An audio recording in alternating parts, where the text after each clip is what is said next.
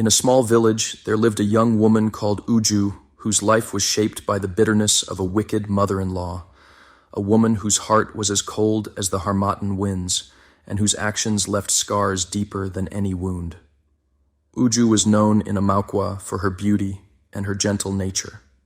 She had married Nneka, the love of her life, in a ceremony filled with joy and celebration.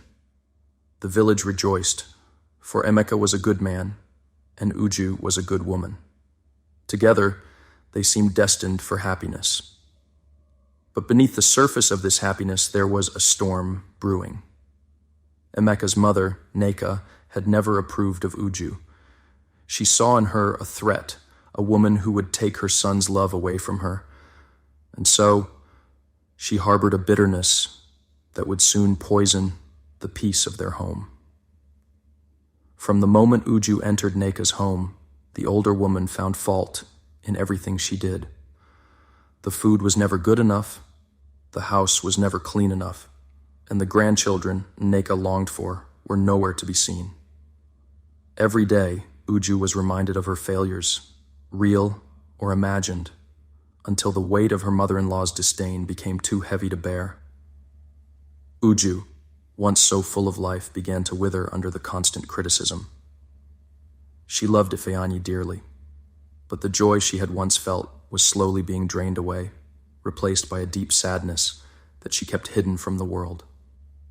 She didn't want to burden her husband, who was caught between the love for his wife and the respect for his mother. Nneka's bitterness did not stay confined within the walls of her home. She began to spread her venom throughout the village, whispering to anyone who would listen about Uju's supposed shortcomings. She spoke of her inability to bear children, of her failure to keep a good home, of her unworthiness as a wife. And as the rumors spread, so did the isolation that Uju felt. The whispers became a constant presence in Uju's life, following her wherever she went. She could feel the weight of the village's judgment pressing down on her, and with each passing day, she grew more withdrawn, more uncertain of her place in the world. The river, once a place of peace for her, now reflected the sadness that had taken hold of her heart. Nneka, torn between his love for Uju and his duty to his mother, tried to reason with Nneka. He asked her to show kindness, to see the good in his wife, but Nneka's heart had long since hardened. She saw Uju as nothing more than an obstacle, a threat to the bond she shared with her son. And so, she dismissed Ifeanyi's words, her bitterness deepening with each passing day. As the weight of her suffering grew too heavy to bear, Uju's health began to fail. The sadness that had taken root in her heart now spread through her body, sapping her strength, draining her spirit. Ifeanyi did everything he could to care for her, but the poison of Nneka's bitterness had already taken hold. And then, on a day as gray and cold as the heart that had caused it, Uju's spirit finally gave in. As she lay on her deathbed, Amika by her side, Nneka watched in silence, the weight of her actions pressing down on her like a heavy stone. She had wanted to drive Uju away, to reclaim her son's love, but in the end, she had only succeeded in destroying the life of a woman who had done nothing to deserve such cruelty. The village gathered to mourn the loss of Uju, a woman who had brought light and love to those who knew her, and whose life had been cut short by the bitterness of another. As they wept, their tears mingling with the earth that would soon cradle her body, the whispers that once condemned Uju now turned against Nneka.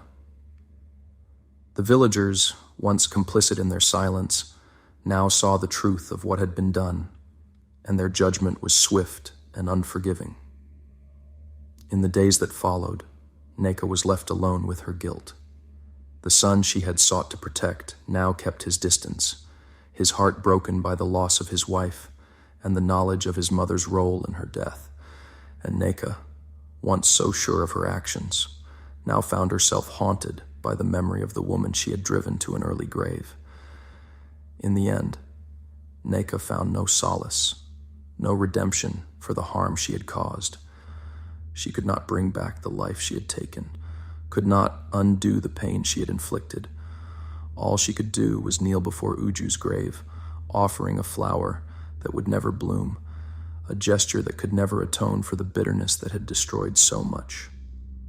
And so, the roots of bitterness that had taken hold in Nneka's heart were finally exposed, laid bare for all to see. But it was too late. The damage had been done, and the consequences of her actions would echo through the village for years to come.